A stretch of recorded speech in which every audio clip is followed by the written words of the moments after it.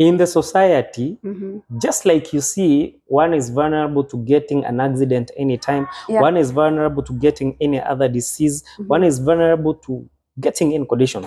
That is how we still are with the mental illnesses, because they don't attack animals. They go to humans.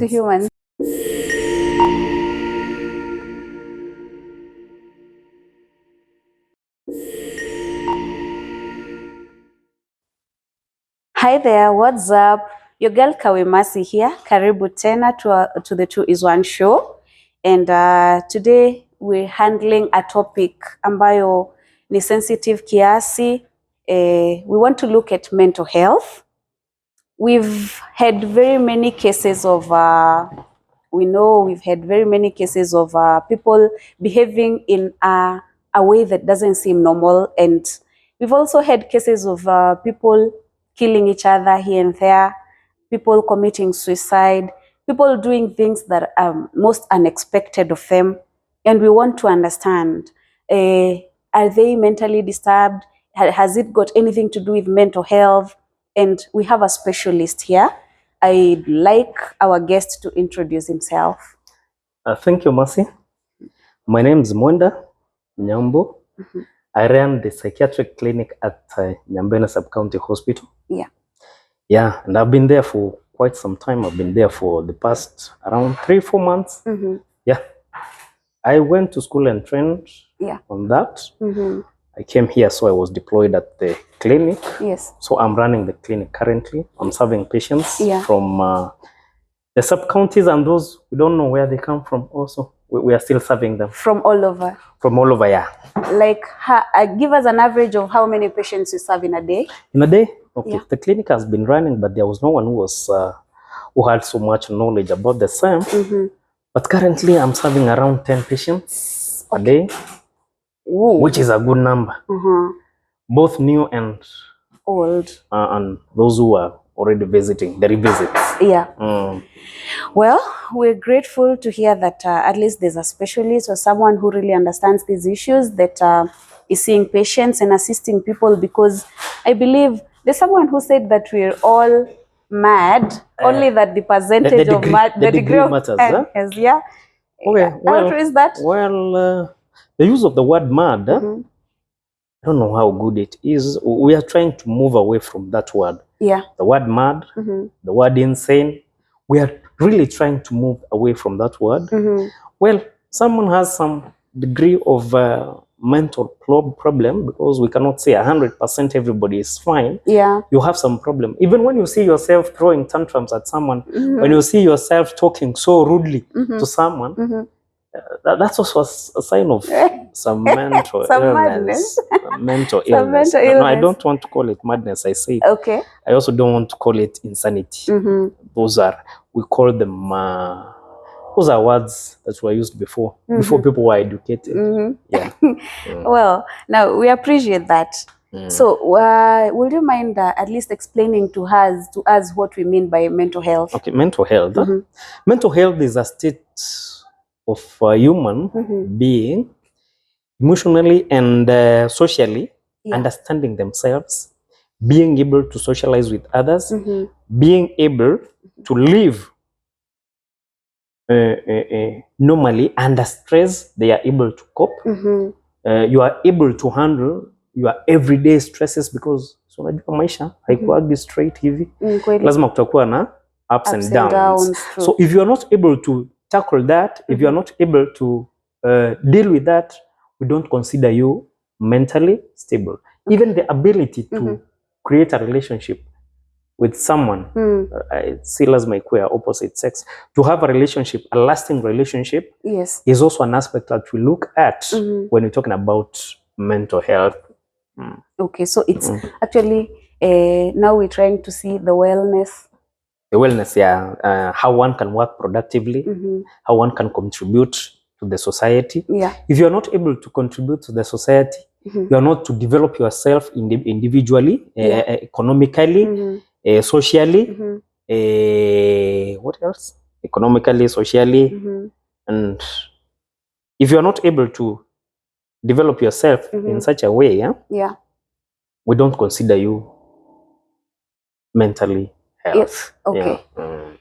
Now, under this topic of mental health, yes, what conditions are common under the mental health?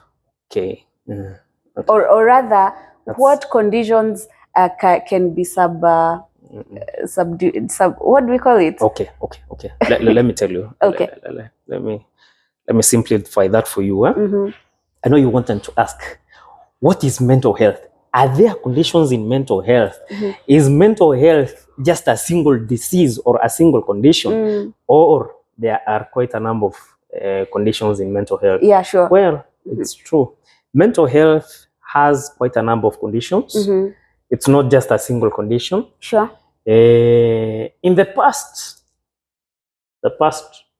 okay, we have been through eras, the demonological era, the humanitarian era, the scientific era.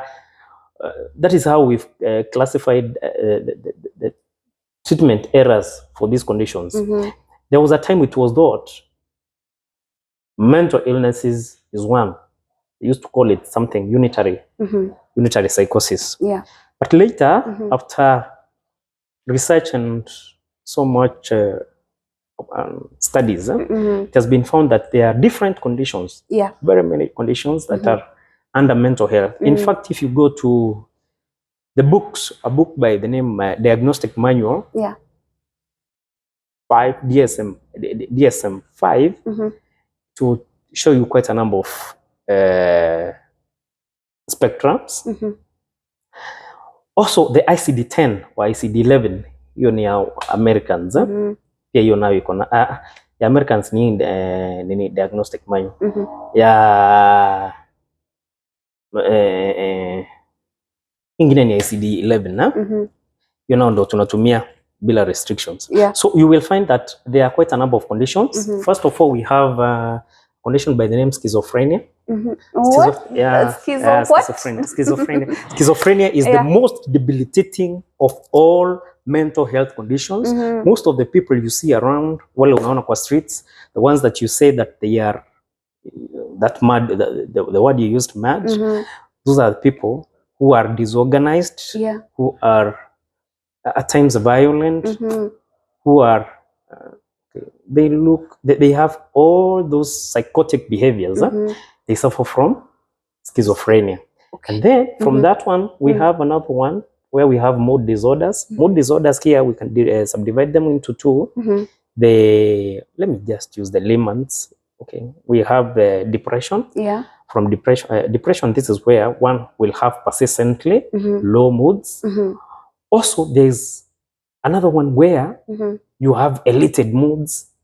They are high. You are manic. You have mania.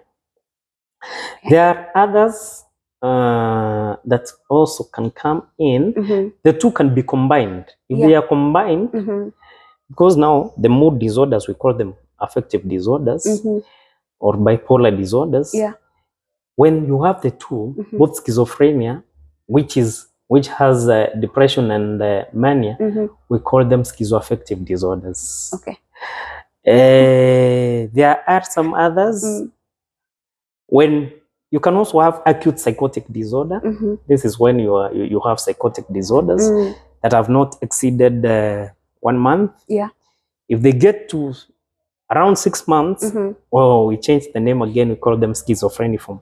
I don't think those words are important. Actually, I'm not even trying to mention them. They are not so important. They will be important for those who are diagnosing such patients and who are taking history of the patients. For you is to know that mental health, the conditions, mental illnesses are treated differently. They are treated differently. And different individuals, different patients will present with different signs and symptoms. That is what will make the one who is diagnosing or diagnosing, it will make them know this patient has this condition, this patient has this condition. Kuna zingine hata pia za nini za mama wakienda kujifungua. Si unaonaga kuna wanapata hiyo. Yes, umezoea kusiziita postpartum psychosis. still they are classifiable. Inaweza kuwa si psychosis tu, inaweza kuwa ni depression. Ama pia akona history ya schizophrenia. So actually we are all vulnerable. Ama hakuna mtu hawezi patikana na hizi vitu. Okay, yes, that's true. In the society, just like you see, one is vulnerable to getting an accident anytime, one is vulnerable to getting any other disease, one is vulnerable to getting in condition. That is how we still are with the mental illnesses, because they don't attack animals. They go to humans. And somehow you are related to humans. It's not that you are related to humans. You are a human. I'm a human. Yes, you are a human. Now, Daktari, I think we're getting somewhere. And maybe you could take us briefly through the causes of these conditions. The etiology or the risk factors. So when we talk about the etiology, that's another terminology. Okay, in the course of what they are causes of such, we don't have a very definite one to say sasa huyu. So what I want to do is that I want to talk about risk factors. What factors will be there?